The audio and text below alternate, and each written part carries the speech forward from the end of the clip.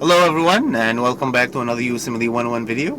This one is going to be a brief one, I think. I really hope. And it's to answer the question by Melissa.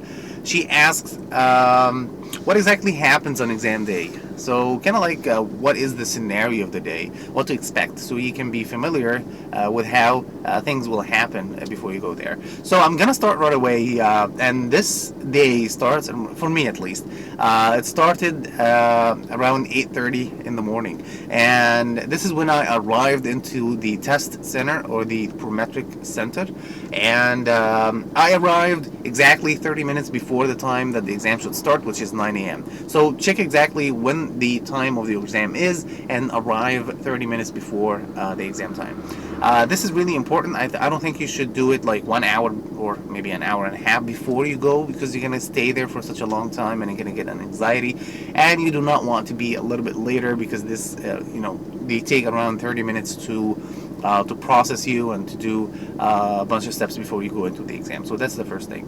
The second step that happens is once you arrive there, they're gonna ask you for two important things, or two important papers. First is gonna be your ID, either be the national ID if you are at your home country, or your passport, and this is to verify your identification.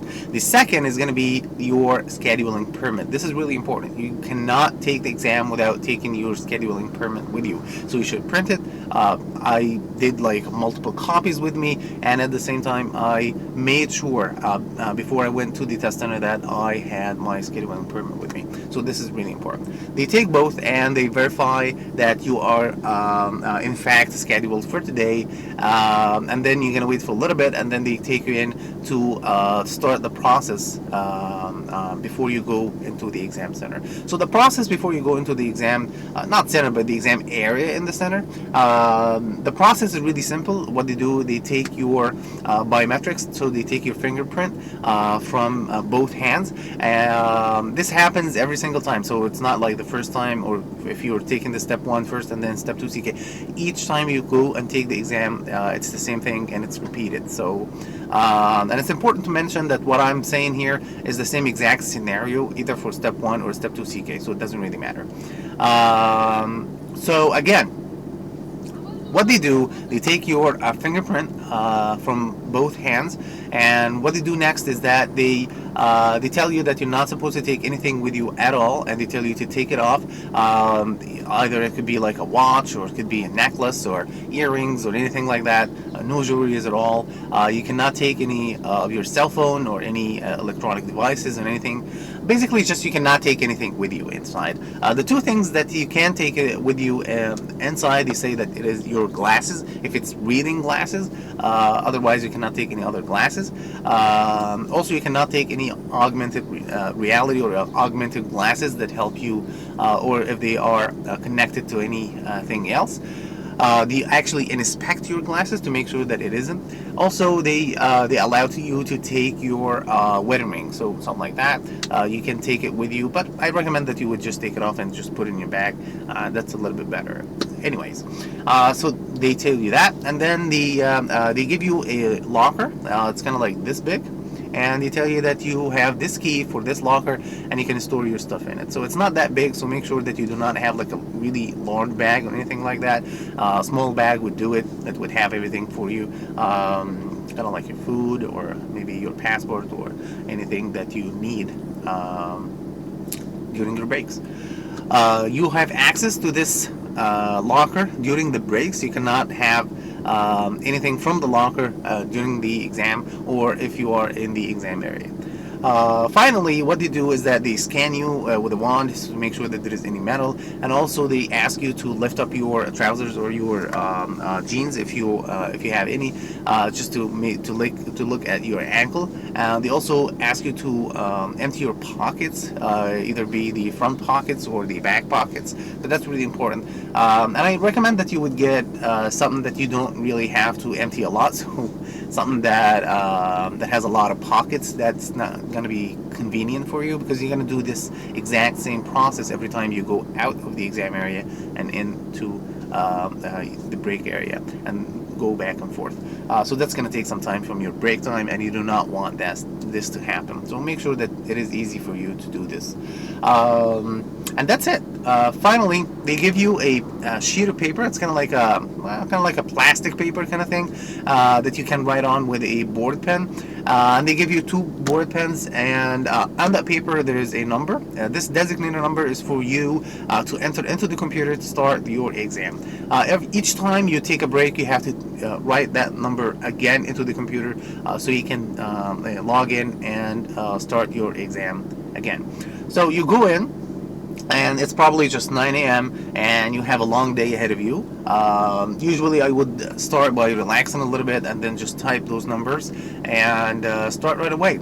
First, you're going to have a tutorial. This tutorial is usually not really useful because you know exactly what you're going through. At least if you have prepped really well, if you've done USMLE World, you know exactly how the drill is, so you do not need the tutorial. But just in case, it's important that you would put on your headphones. They give you a good headphones that you can put on to try, and this is important for the media questions. So just go through the area in the tutorial that you to make sure that the headphones are working fine, and then you can skip it. And this is important because it adds around 10 minutes to the time of break, so you can take longer breaks.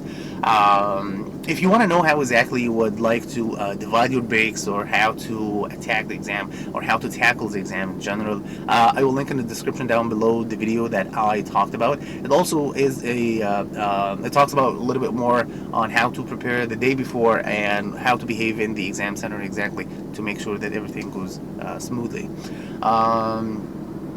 And that's probably just it. I mean, you take the exam as it is, just one block at a time, 40 questions per block probably, and once you're done with the block, it's done. Just forget it. It's in the past, and just focus on the next one and take your breaks. I took some breaks inside the exam area, so I didn't really have to go outside. It's just a brief break, like 2 minutes or so. If it's an extended break, like 10 minutes or maybe more, I would go outside, maybe go to the bathroom and just take a little bit bite or some food. Most prometric centers, they would have an area where you can purchase food if you want, maybe sandwich or some water, juice, whatever. So if you didn't take anything with you, it could be fine, but I recommend that you would get your own food to be healthy, and maybe some bananas, fruits, and just natural juices. That would be a little bit better. And at the end, after you go through those processes, you will be done with the exam maybe around 5:30 p.m. Or so, and you have some questions like a survey at the end that you can take if there is time. At the end, they give you a really important paper, and this paper says that you have taken the exam. You have to take that paper and just store it in a safe place, because just in case anything happens, you have a proof that you have been in the exam and you have taken the exam. And that's it. That's pretty much it. You should go home, celebrate, and that's how the day works.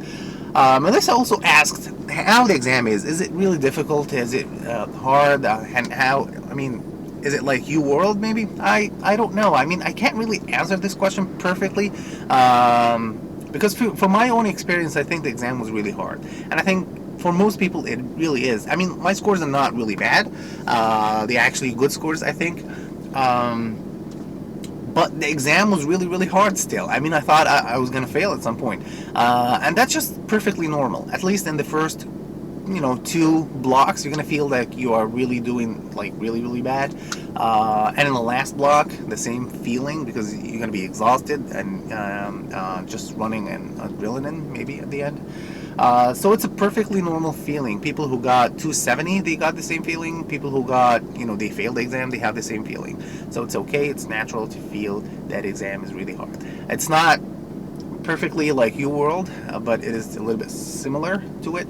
I would say it's a little bit more like MBMEs, because, let's face it, MBMEs are actual questions from the exam that has expired. So it could be a little bit more like MBMEs, but a little bit difficult than MBMEs.